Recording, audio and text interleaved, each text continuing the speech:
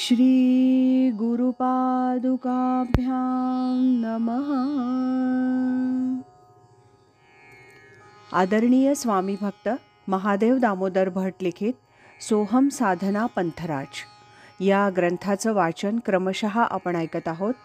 आज ऐकूया या ग्रंथातील प्रकरण 13 साधकांना मार्गदर्शनपर बोध याचा भाग 13.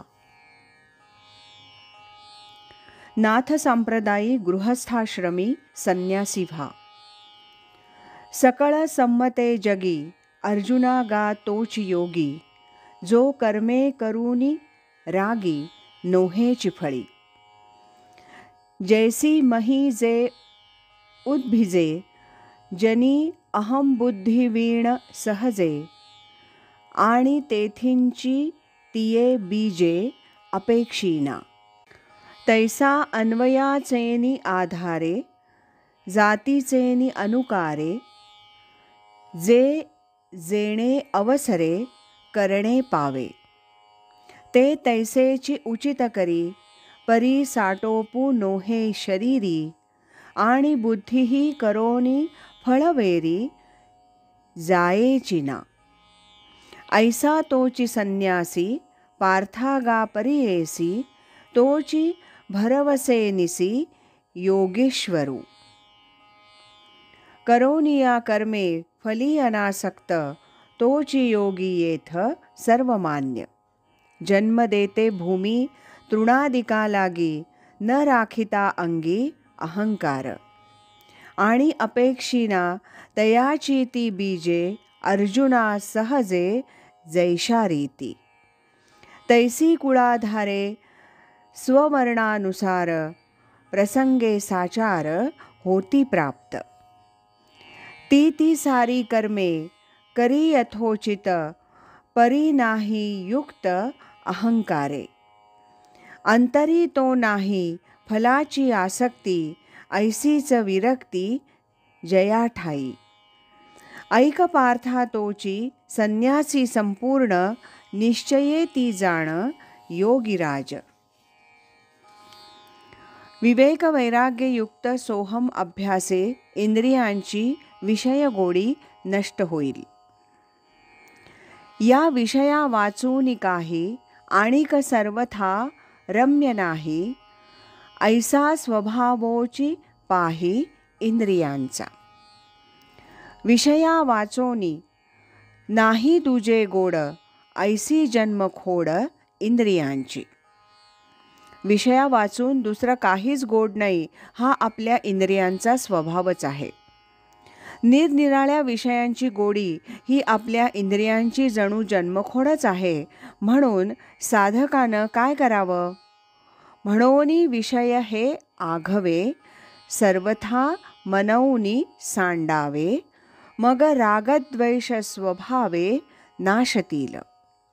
अखंड सोहम स्मरणे साधकानं सर्व प्रकारचे विषय पूर्णपणे आपल्या मनातूनच काढून टाकण्याचा अभ्यास करावा. म्हणोनी सर्व विषय हा पार्था सोडावे सर्वथा मनानेची. सोडिता विषय स्वभावे निशेष. मग प्रीती द्वेष दूर होती. सोहम अभ्यासे इंद्रिय नियमन. यांचा पाहिल कुरुठा इंद्रिये. एथोनी प्रवृत्ती कर्मातेविये. आधी निर्दाळून घालितिये सर्वथैव. सर्व विषयांचं आश्रयस्थान वसतिस्थान आपल्या शरीरातील इंद्रियच आहेत.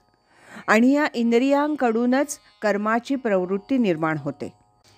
साधकानं विवेक वैराग्ययुक्त अखंड सोहम अभ्यासे ह्या इंद्रियांचं दमन करण्यास शिकलं पाहिजे. तसा अभ्यास केला पाहिजे. इंद्रियेची मूळ ह्यांचे वसतिस्थान जेथोनी निर्माण होती कर्मे. तरी ती सर्वथा टाकी निर्दाळून अंतरी ठेवून सोहम भाव.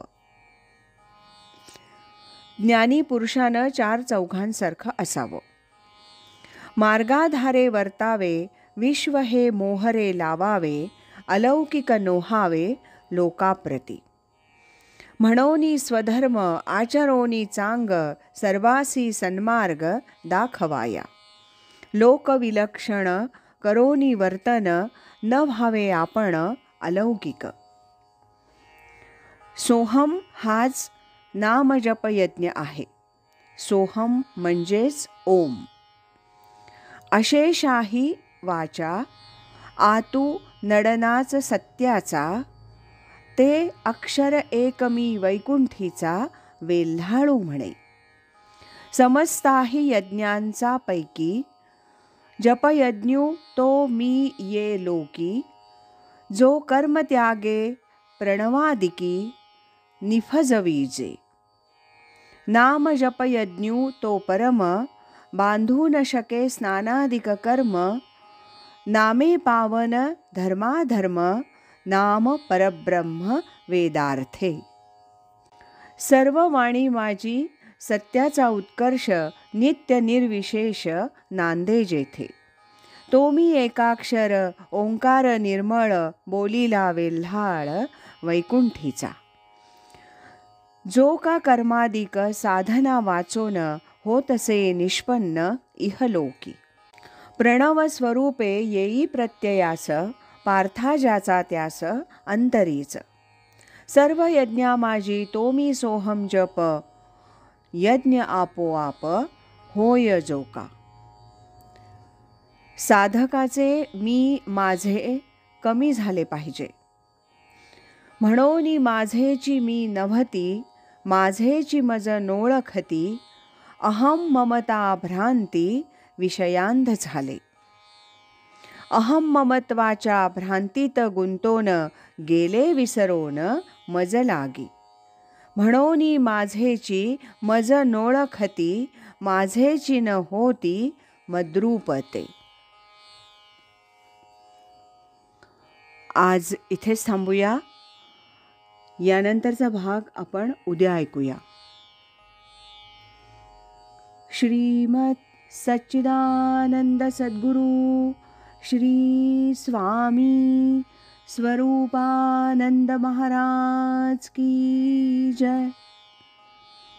हरि ओम तत्सत.